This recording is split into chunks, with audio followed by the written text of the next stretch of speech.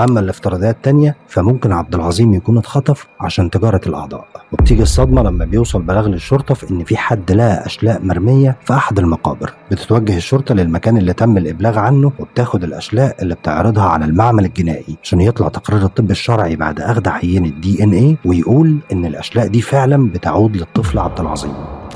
وبكده الشرطة تكون اتأكدت ان افتراضية تجارة الاعضاء هي الافتراضية الاقوى. لكن بيجي تقرير الطب الشرعي اللي بيقول ان الطفل عبد العظيم اتعرض للضرب والتعذيب، وبعد كده بدأ يتقطع كفوفه وجسمه واتعمل شق طولي في بطنه وخروج كل احشائه منها. والصدمة ان كل اعضاء عبد العظيم كانت موجودة، لكن موجودة خارج جسمه. وبكده نرجع مرة تانية لنقطة الصفر، وافتراضية انها تجارة اعضاء بقت معدومة. كده ما يفضلش غير افتراضية واحدة وبس، ان اللي حصل ده بهدف الانتقام.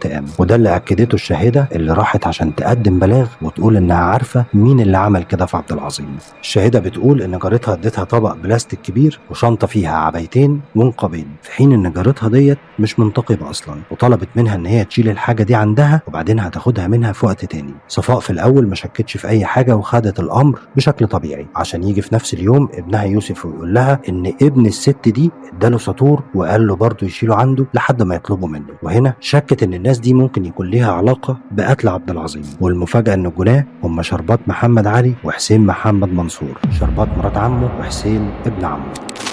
قتلا المجني عليه الطفل عبد العظيم عيد منصور حسين عمدا مع سبق الإصرار إثر خلافات فيما بينهما على الميراث. وتبدأ تحقيقات الشرطة عشان تبدأ اعترافات شربات وحسين ابنها، الاعترافات اللي كل كلمة فيها تقريبا كانت بمثابة صدمة.